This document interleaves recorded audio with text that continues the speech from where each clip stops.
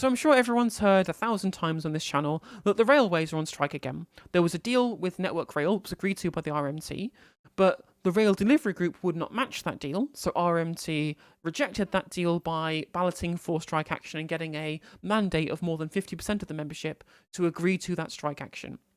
Is on also ASLEF are going on strike as well, and it was this weekend, which is in competition with the Eurovision Song Contest. Conservative MPs have been incredibly vociferous in their decision to make sure everybody knows that the RMT and Mick Lynch are ruining the Eurovision Song Contest, and not just Conservative MPs either. People who pretend very hard that they want to be Conservative MPs, but instead will stand for the Conservative Party Part 2 Tory harder in the form of Reform UK. David Bull, who is a talking head for notorious Murdoch propaganda outlet, Talk TV, debating Mick Lynch yesterday. And as we all know, Mick Lynch is really good at taking media goons to task, so I look forward to him demolishing David Bull in the same way. I've not watched this yet, this will be a first-time reaction, but let's have a look at Union Bosch Mick Lynch debating David Bull on the strike action. General Secretary of the National Union of Rail, Maritime and Transport Workers joins me now. Good morning to you. Good morning. I got caught up in this, Mick, yesterday. I know it wasn't the RMT, it was ASLEF. But could you just explain where you are and what you're trying to achieve? My understanding is the RMT have been offered 5% and 4%, so making a total of 9%. Did you put that to the members? No, we can't put that to members because the government has stipulated in their proposal that we must declare the dispute over.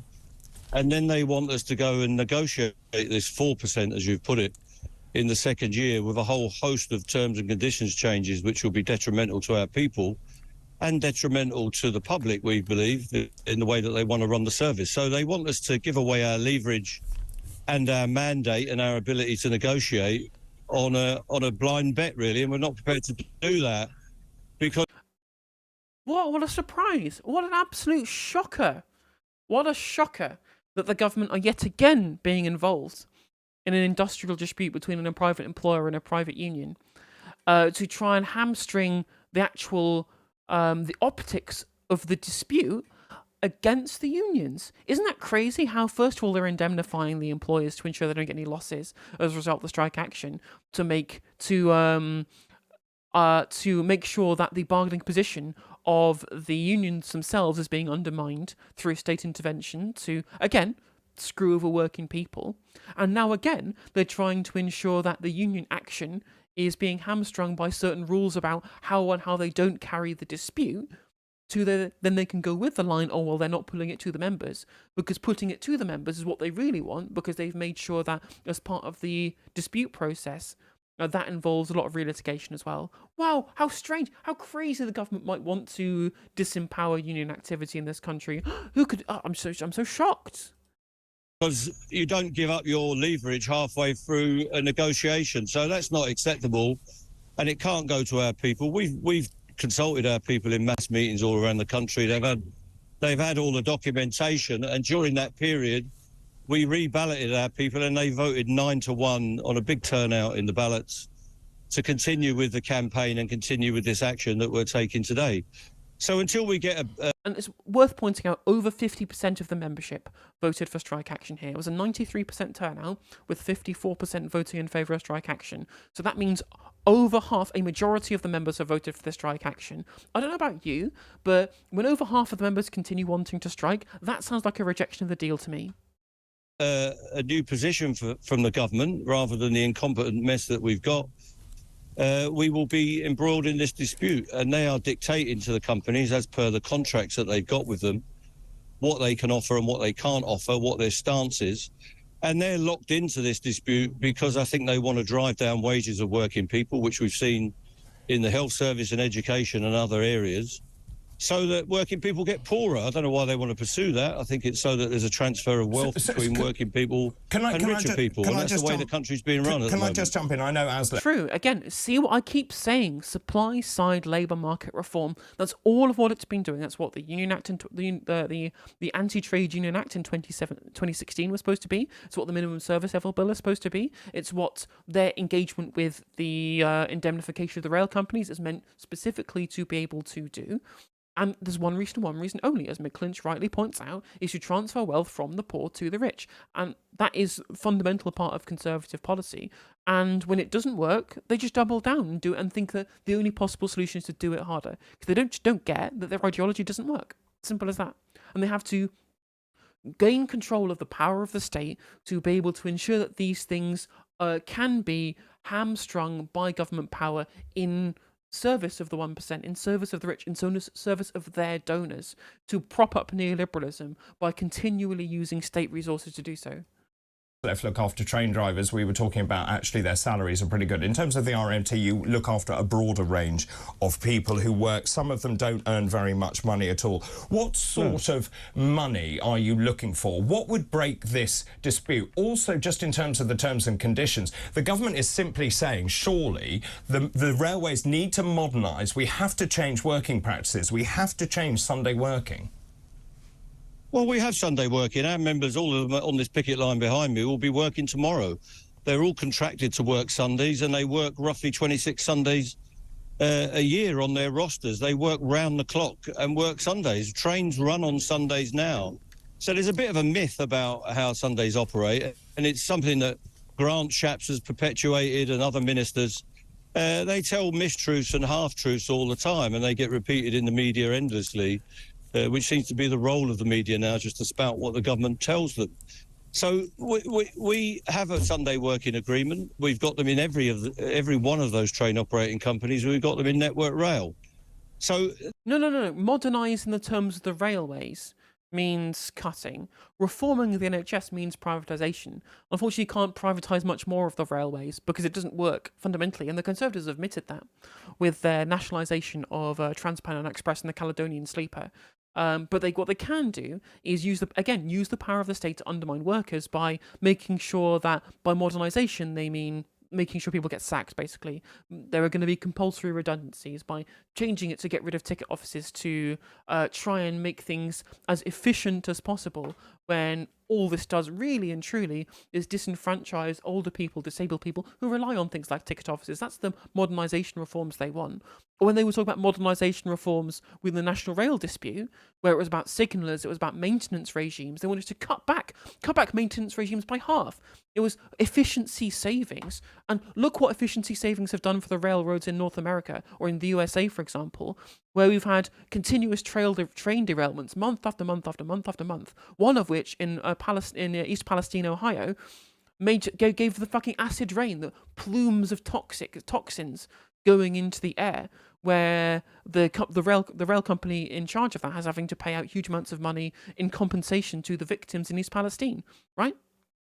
That is the reality of the modernisation and efficiency savings that they want to make in their changes to how the railway functions in this country. And that's what Mick Lynch is fighting against. It's important to understand that not only is this, obviously their pay is a big thing about what's happening on the rail strikes, what's happening in the nursing strikes, what's happening in the teacher strikes, what's happening in the Royal Mail strikes. It's not just pay, right? Obviously that's some of it, right? It's also about the conditions that these people are working in, the wanting to strip back the hard-fought workers' rights of yesteryear to, again, engender supply-side labour market reform to ensure that people's working conditions are they get offered less, they have fewer perks, they have fewer incentives, they have worse working conditions, less suitable hours, for example, only at the benefits of ensuring that the super rich be able to have supremacy within these disputes and supremacy within the bargaining positions between working people and owners in this country.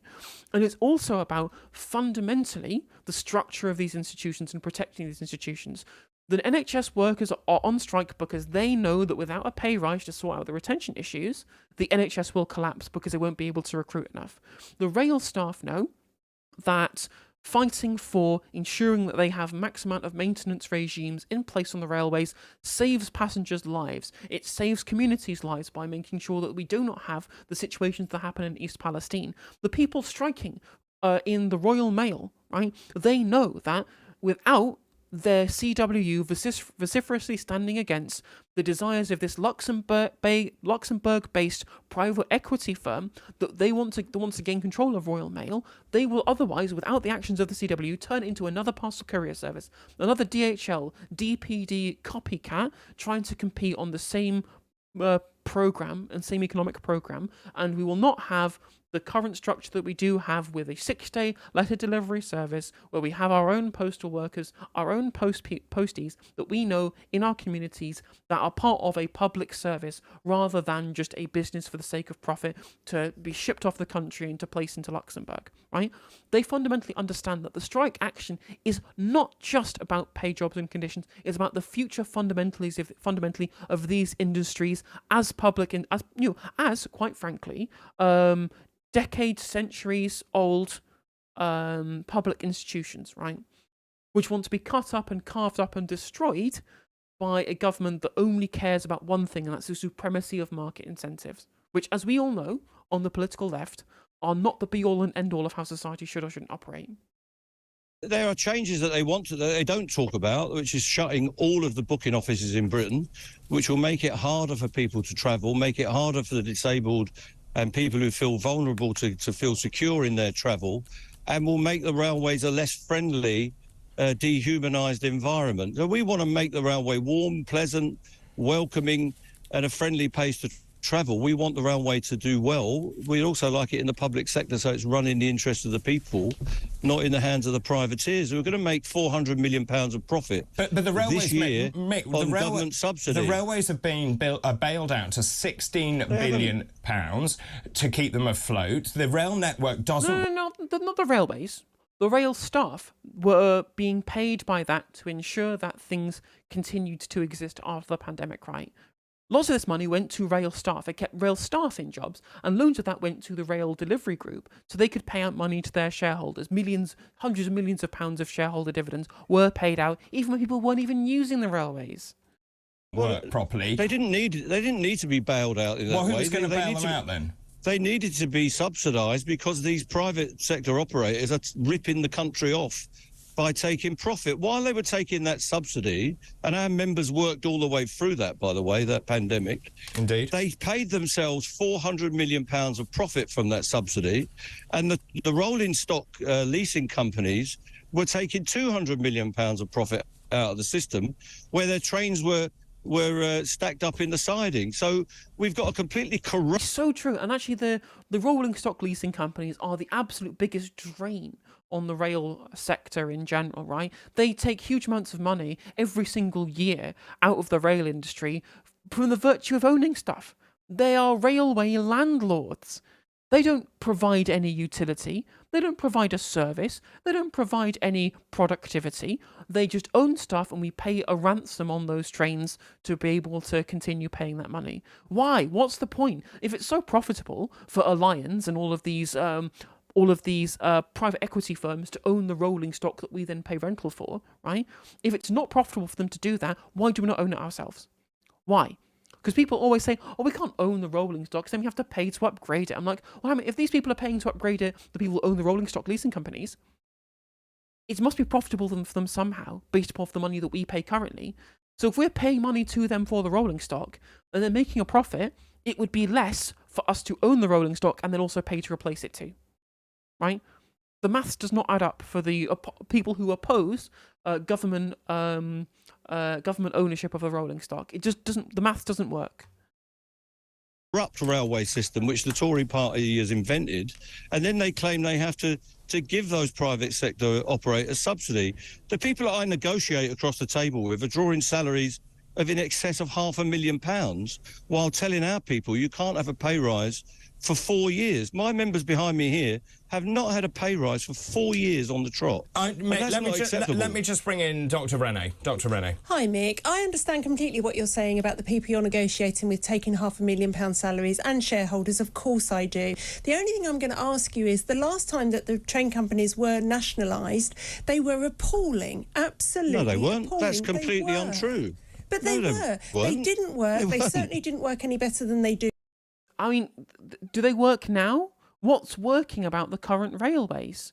How is any of the railways that we currently have working in any capacity at all when you compare them to, I don't know, the publicly owned railways in Germany, which work far more efficiently and far better than ours do, and are also cheaper? Now, they were always late. We never seemed to find a solution. Well, this is just a cliche that you're bandying around that you've picked up from somewhere. The railways worked very well under British Rail. They did not. And they were always late. They were dirty. Are you the going rolling to let stock. Carry on. Are you going to let me finish? If you want to ask me a question, you must let me finish it. The railways were completely under-subsidised. Under British Rail, the last year of British Rail operation, it was subsidised for £1 billion. Under the private sector, as you've just pointed out, there's now subsidised for £16 billion. Indeed. So if British Rail had that subsidy, we'd have had one of the best services in the world. They were completely underfunded. The rolling stock was allowed to continue for 40 or 50 years. Indeed, we were using stuff from before the Second World War under British Rail. So given the funding that it had, it ran a remarkable service. Now, exactly, and that is the Conservative playbook in a nutshell. Defund, refuse to invest in, to the point at which it fails, and then justify privatisation because of it. That's the issue, right? And again, it's that people always say, well, this was publicly owned and it may not have worked perfectly beforehand. When we were using old technology, and it was being underinvested in, and times have changed and we can properly modernise it, on a good modernisation, not modernisation modernising the way that it operates, but just modernising the infrastructure, modernising the rolling stock itself, for example, right? Just spending the money to upgrade it, to make it better, using new technology to make things, to make the actual infrastructure that we have better. In the same way that people say, oh, public housing is always poor quality, oh, it's bad quality to have public housing. There's never been any good public housing that's ever existed, and it's all going to turn into fucking the Khrushchevkas of the Soviet Union. And first of all, at least the Khrushchevkas of the Soviet Union don't burn down because of flammable cladding, which, that's what happened at Grenfell. They were specifically designed so that this stuff didn't happen. And at least we know we had enough housing so there weren't homeless people, right? That's what's good about Khrushchevkas. But now that we have better social housing in this country, we can actually spend the money using the new technology that we have with the public purse to make nice public housing that works for everybody. For example, look at the oh, that's a terrible sized photo. Where's it? This much better photo. There we go. Look at this public housing from Vienna.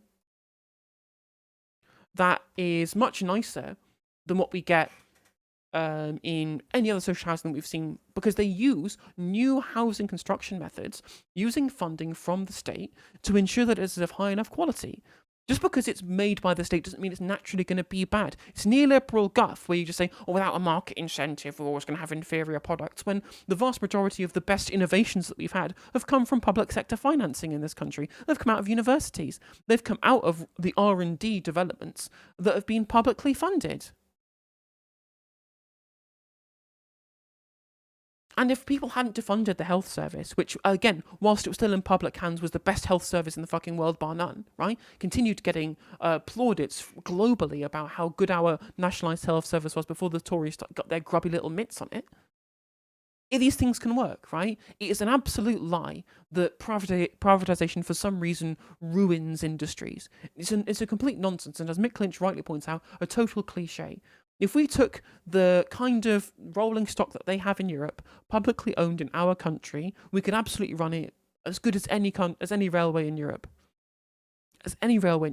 Which are, again, the vast majority of which at least run somewhat with public ownership, right? I do believe there are at least some privately owned rolling stock in Germany, but there's publicly owned too, and the vast majority of the railways are run by the public sector.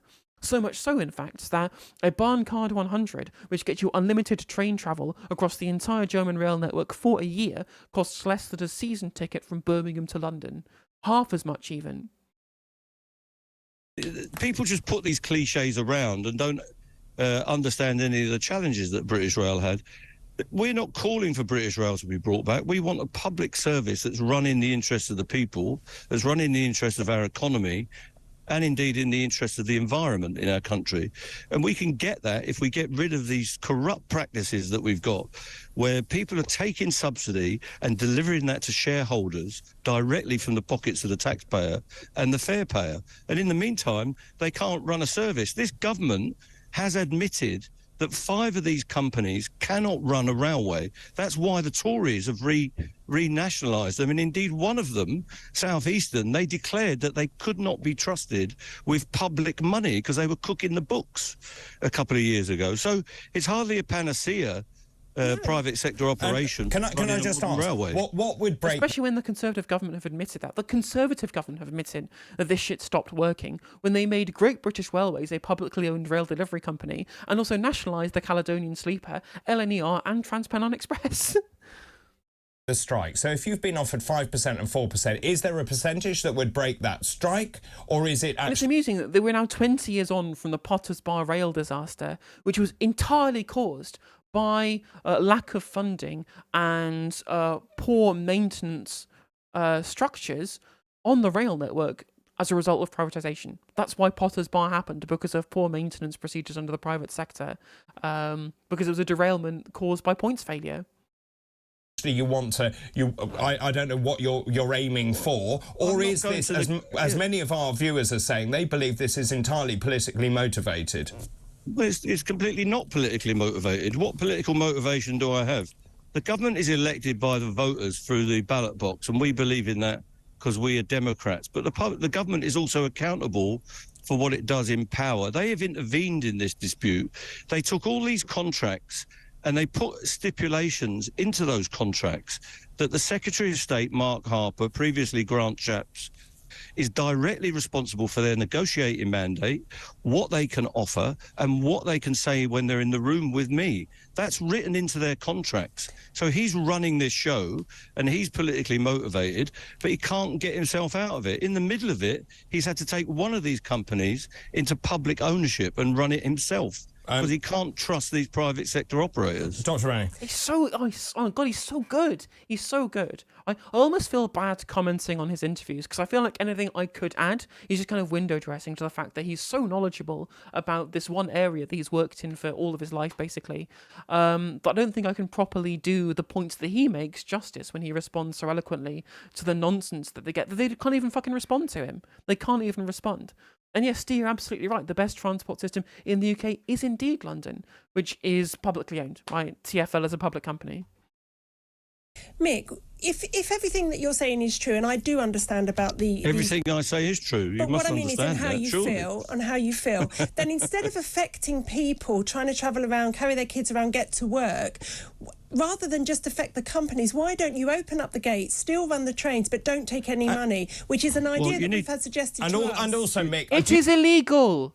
It is illegal to do that under the Conservatives' own anti-union legislation, because they know the only way to turn public support against the unions is to make sure that the people who are affected most by union action is the public. This is why they're indemnifying the rail companies, because they know that they want to turn the public against the unions, because that is where a lot of union support is going to come from, is from working people wanting to understand that unions are indeed on their side broadly, even when they're inconvenienced. The unions have gone on strike because of the fault of the actual companies that they're striking against.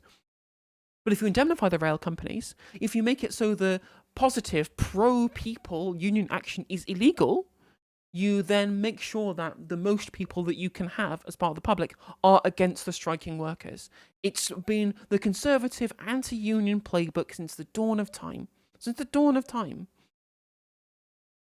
Everyone does think it's entirely cynical to hold it today when we're hosting Eurovision on behalf of Ukraine, which is a war-torn country. That just seems pretty unacceptable. I'll deal with that in a moment. So on the idea of having a revenue strike, as it's called, which is legal in Australia, that is illegal in this country. The Conservative government made that illegal, and when we've tried to do it, they've threatened to take me to court and my predecessors and take injunctions out against us. Under the anti-trade union laws, that is illegal as an action. I didn't know this thing about Eurovision, we have not targeted Eurovision, all the games at Wembley or anything else that's going on today.